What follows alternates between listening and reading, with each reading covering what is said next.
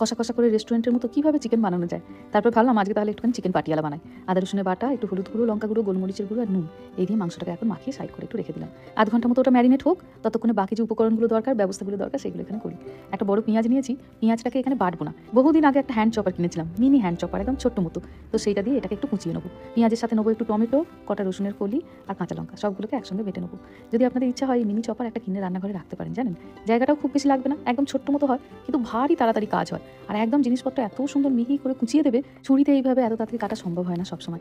কাজের বড় সুবিধা হয়। এটা দামও খুব বেশি নয়, আমি তো অনেক বছর আগে কিনেছিলাম, তখন অ্যামাজন থেকে $9 না $10 মাত্র দাম নিয়েছিল।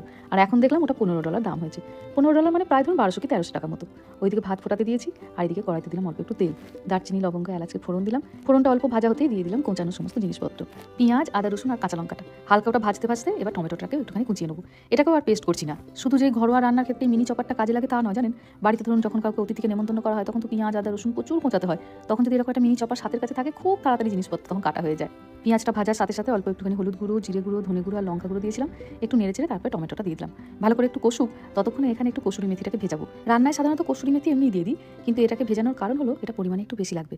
তো জলে ভিজিয়ে দিলে কসুরি মেথির তো হালকা একটা তেতো ভাব থাকে, ওই তেতো ভাবটা থাকবে না। তো অনেকটা কসুরি মেথি লাগবে এই চিকেন পাটিয়ালা করার জন্য, ওই জন্য একটু ভিজিয়ে দিলাম। মাংসটা ওদিকে সেদ্ধ হতে হতে এদিকে একটুখানি কাজু বাদাম বেটে নেবো। একটু কাজু বাদাম বেটে দিলে গ্রেভিটা তখন ভারী সুন্দর হবে। এটা বেশ ঝাল ঝাল খেতে দুর্দান্ত লাগে, কিন্তু বাচ্চা আছে তো ওই জন্য মন খুলে ঝালটি দেওয়া যাবে না। যদি আপনাদের বাড়িতে সকলে ঝাল খেতে খুব ভালোবাসে, এটাতে একটু বেশি করে কাঁচা লঙ্কা কুচিয়ে বা বেটে দিতে পারেন। আমি 2 কি 3টে দিয়েছি, কিন্তু আরও 2 কি 3টে দিলে ভালো হতো। চিকেন পাটিয়ালাতে চিলি চিকেনের মতো বড় বড় করে ক্যাপসিকাম আর পেঁয়াজ ভাজার দরকার পড়ে। তো এদিকে চিকেনটা সেদ্ধ হতে থাক, আর এদিকে একটু বড় বড় করে চিলি চিকেনের মতো পেঁয়াজ আর একটুখানি ক্যাপসিকাম কেটে নেবো। গরম গরম ভাত বা রুটি বা পরোটার সাথে এই রান্নাটা খেতে দুর্দান্ত ভালো লাগে। পেঁয়াজগুলোকে একটু বড় বড় করে কেটে নিয়ে খোলাগুলোকে একটু ছাড়িয়ে নিলাম, তাহলে ভাজার সময় সুবিধা হবে। খুব বেশি এটাকে ভাজবো না, যেন একটু ক্রাঞ্চি ভাবটা থাকে সেরকমভাবে রাখবো। স্কোয়ার শেপে কিছুটা ক্যাপসিকামও কুচিয়ে নিলাম। মাংসটা বেশ অনেকটাই সেদ্ধ হয়ে গেছে।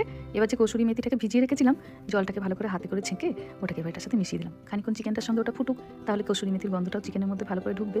আর অন্য একটা প্যানে নিলাম খানিকটা ঘি, একটুখানি দিলাম জিরে ফোড়ন, 2টো রসুনের কলিকে একটু ছোটো ছোটো করে কুচিয়ে নিয়েছি। এটা অল্প একটু ভাজা হয়ে গেলে তারপরে এটাতে ওই পেঁয়াজ আর ক্যাপসিকাম কুচিটা দিয়ে খানিকক্ষণ ভাজবো। খুব বেশিক্ষণ ভাজবো না, যেন এটা একদম সেই সেদ্ধ না হয়ে যায়। অল্প একটু ক্রাঞ্চি থাকবে, দিয়ে সেটাকে তখন ঢেলে দেবো।